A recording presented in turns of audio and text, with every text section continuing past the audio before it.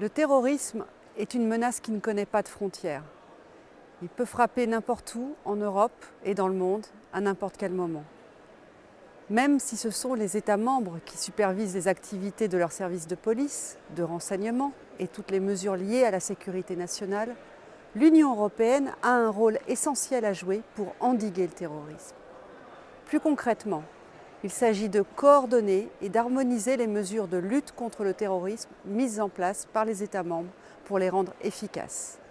Prenons le PNR européen, voté lors de la session d'avril par les eurodéputés. Le PNR, c'est quoi en fait? Ce sont les données privées des passagers aériens recueillies par les compagnies aériennes au moment de l'achat du billet et de l'embarquement. Par exemple, les dates de voyage, l'itinéraire ou encore les coordonnées et moyens de paiement utilisés. Une fois mis en place, cet instrument permettra d'identifier des personnes suspectées d'être en lien avec des réseaux terroristes et de suivre leurs déplacements. Et c'est là que l'Union européenne a un rôle à jouer. Pour que le PNR soit efficace, il faut qu'il soit mis en place dans l'ensemble de l'Union européenne. Sinon, un terroriste n'aura qu'à se rendre dans un État membre qui n'est pas équipé de cet outil pour voyager incognito et sans traçabilité. Mais le PNR n'est pas le seul instrument de la lutte contre le terrorisme. Mettre en commun les moyens et les données, favoriser l'entraide des services de renseignement, de police et de justice sont autant de solutions pour rendre la lutte contre le terrorisme plus efficace à moindre coût dans l'ensemble de l'Union européenne.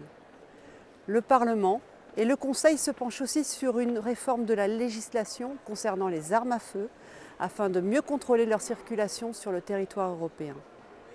La législation actuelle possède de nombreuses failles, bien connues des groupes terroristes pour se procurer facilement ces armes à feu. Et bien entendu, ce sont les groupes criminels qui sont visés par cette réforme. En aucun cas les tueurs sportifs, les chasseurs ou les collectionneurs.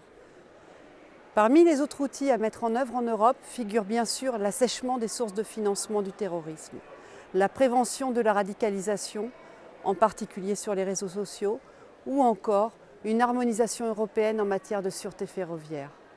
Seuls, les États membres ne pourront pas faire grand-chose face au terrorisme.